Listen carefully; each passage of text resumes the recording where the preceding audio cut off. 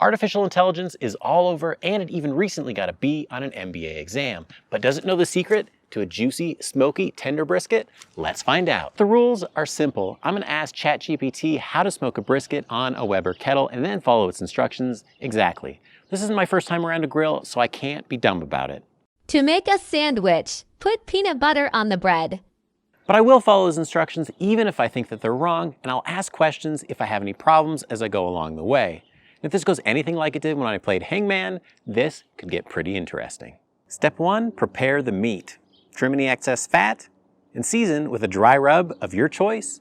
And for me, that's salt and black pepper. And no, I didn't trim it bad on purpose. That's just about as good as I can do. Let's get on to the next step and getting the grill going. To set up the grill, fill the charcoal chimney with charcoal briquettes and light them. And then once they're white and ashed over, pour them into the charcoal grill. It's time to put it in the grill. The instructions say to put it in the bed of the grill, then add a drip pan, then add a handful of wet wood chips. And I was wondering if ChatGPT is fat side up or fat side down. It says to put it on the grill away from the direct heat in the center of it and make sure the fat side's up.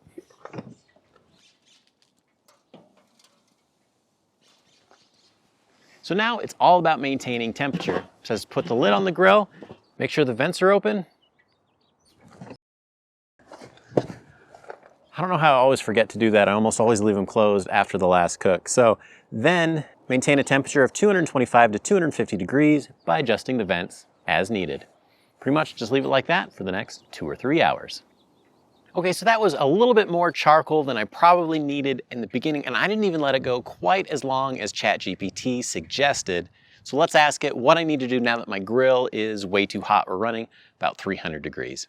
Okay, so ChatGPT gave me 4 options, and the first one is adjust the vents. Close the top and bottom vents on your grill to reduce the flow of air, which should reduce the temperature. I'm gonna go ahead and do that one first. Number 2, remove some coals. Number 3, add more unlit coals. Add more unlit coals to the grill to absorb the heat and bring down the temperature. I'm really tempted to do that, but I think that's actually gonna make things way worse by adding more fuel to the fire and getting even hotter. Number 4, move the brisket to a cooler part of the grill. I don't know if you've ever made a brisket on a Weber kettle. There's not extra room. Wherever you put the brisket is basically where it's gonna go.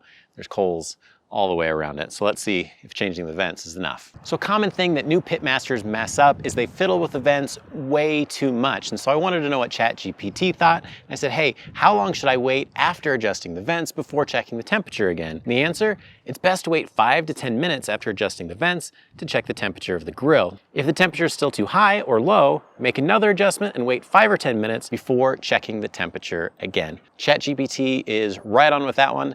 After a couple of adjustments, we're back in business cooking between 225 and 250. So I'm running into a teeny snag. ChatGPT said after 2 or 3 hours, the brisket should be 160 degrees Fahrenheit and ready to wrap, but it's been 3 hours and it's 145 degrees. So I asked it, should I wrap it now or should I wait a little bit longer? And it said that I should wait. And it also gave me this gem of advice. It said that if the temperature doesn't go up after a few more minutes, that I should add some freshly lit coals to reduce the temperature.